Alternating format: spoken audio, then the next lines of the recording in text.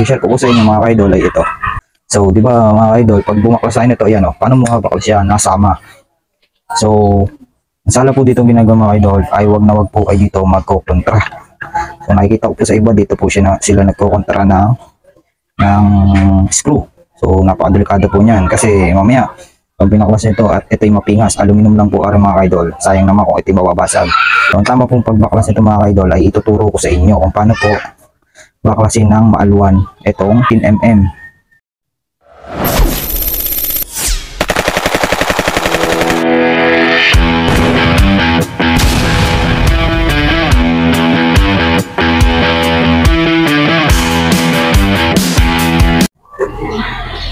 So yun nga mga ka-idol, what's up sa inyong lahat? So good morning. So may panibago lang ako i-share sa inyo mga ka-idol. Nagbaklas tayo dito ng Yamaha Sniper 150. Yan, binaklas po natin yan at papalit nga tayo ng clutch damper. So hindi po muna ito yung i-share ko. Ang i-share ko po sa inyo mga ka-idol ay ito. Kung nakikita nyo tong nut na 19 na to, ito ituturo ko sa inyo kung paano po ang tamang pagbaklas nito mga ka-idol. So, di ba mga ka-idol, pag bumaklas tayo nito, ayan o, paano mo mabaklas siya? Nasama.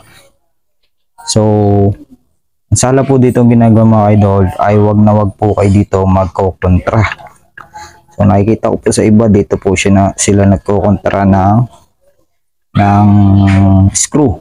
So, napakadelikado po niyan kasi mamaya pag binaklas nito at ito'y mapingas, aluminum lang po mga ka-idol. Sayang naman kung ito'y mababasag. Magpapalit kayo ng panibago nito. So, ang tama pong pagbaklas nito mga ka-idol ay ituturo ko sa inyo kung paano po baklasin ng maalwan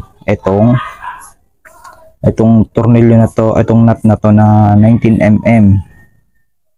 Yan, ituturo ko sa inyo yan. At pati nga pala dito mga ka-idol, may nakikita rin ako dito nagko-kontra dito sa gearing na to. So sala po yan. So kasi po mga idol, pag yan tinuuna mo dyan, mas magkatama yung gear na yan or mabasag, papalit na kayo ng panibago nyan. Napakamahal pa naman po ng gear nyan mga idol. Yan, napakamahal po ng gear niyan. So ito na po mga idol, ituturo ko sa inyo kung paano ang tamang pagkalas nito. So kahit ito ay wala kayong power tools mga idol ay makakalas nyo kahit ano lang po. Ang gamit nyo po ay power handle lang po. Yan, power handle. Tapos san tayo ba, paano natin makakalas to? Yan o, naikot. So kailangan natin kontrahan yan. Ang tama pong pagkalas nito mga idol ay kailangan nating ikambyo. So, ikambyo natin mga ka-idol. Ikambyo lang po natin. Yan, naikambyo na po natin. So, hindi pa dyan mga ka-idol nagtatapos yung kontra niyan. Ayan o, naikot pa rin siya, nasama. So, meron pa tayong gagawin din mga idol para hindi po umikot yan. Ito po, kunin ko lang po yung 19M. Nasakit. Tapos, ito yung power tools. Ito yung gamit ko. Pwede rin ditong power handle mga idol. Tapos sunod yung gagawin mga idol ay para mabaklas nyo po yan, tuunan nyo po aring preno. Yan, pag natuunan nyo na po yan, hindi na po sasama yan mga idol. So try natin mga idol baklasin. Yun, napakadali lang po mga idol ang pagbaklas nitong 19mm.